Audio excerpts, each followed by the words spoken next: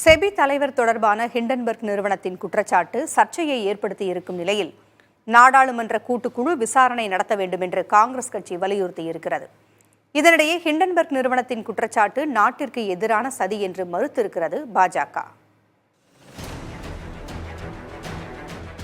அதானி குழும ஊழல் புகாரில் தொடர்புடைய வெளிநாட்டு நிறுவனங்களில் செபி தலைவர் பங்கு வைத்திருந்ததாக ஹிண்டன்பர்க் நிறுவனம் குற்றம் சாட்டியுள்ளது சர்ச்சையை ஏற்படுத்தியிருக்கிறது.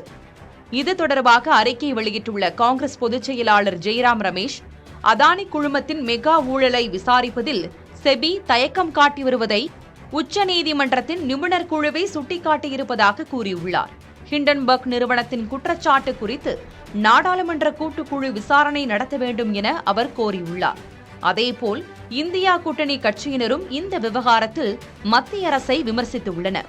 பாரதிய ஜனதா அரசு ஆட்சி பொறுப்பேற்றதிலிருந்து அதானி போன்றவர்களின் ஆதிக்கம் எந்த அளவுக்கு அனைத்து தளங்களிலும் மேலோங்கி இருக்கிறது என்பதை, ஊழல் முறைகேடுகள் எவ்வாறு தலைவிரித்தாடுகிறது என்பதை இதுபோன்ற அறிக்கைகளின் மூலம் அறிய முடிகிறது, உறுதிப்படுத்திக் கொள்ள முடிகிறது. இதனிடையே இந்த குற்றச்சாட்டுகளை மறுக்கும் பாஜக இது ஹிண்டன்பர்க் நிறுவனத்துடன் சேர்ந்து காங்கிரஸ் செய்யும் சதி என விமர்சித்திருக்கிறது.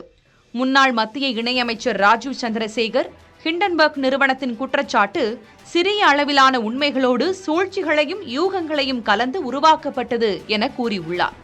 நமது நிதி அமைப்பை சீர்குலைக்க காங்கிரஸ் கட்சி வெளிநாட்டு நிறுவனத்தின் உதவியை நாடியிருப்பதாகவும் கூறினார். தமிழக பாஜக தலைவர் அண்ணாமலையும் ஹிண்டன்பர்க் நிறுவனத்தின் குற்றச்சாட்டு நாட்டிற்கு எதிரான சதி என கூறியிருக்கிறார்.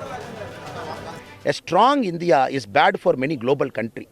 ஒரு வலிமையான பாரதம் உலகத்தில் இருக்கக்கூடிய பல நாடுகளுக்கு அச்சுறுத்தல். பாரதம் வலிமையாக இருக்கக்கூடாது என்பதற்காக உலக அளவில் பெரிய சதி நடக்குது. அதில் இதுவும் ஒன்றாக பார்க்கின்றேன். இதை நான் சொன்னாலும் அவங்க சொல்ற அலிகேஷனை செக் பண்ணணும் அப்படின்னு நான் சொல்றேன். ஏற்கனவே அதானி குழுமம் முறைகேட்டில் ஈடுபட்டதாக ஹிண்டன்பர்க் நிறுவனத்தின் அறிக்கை பெரும் சர்ச்சையாக வெடித்தது. இது தொடர்பான வழக்கு உச்சநீதிமன்றத்தில் விசாரணையில் உள்ள நிலையில் தற்போது செபி தலைவர் மீதான புகார் இந்த விவகாரத்தை இன்னும் பூதாகரமாக்கியிருக்கிறது.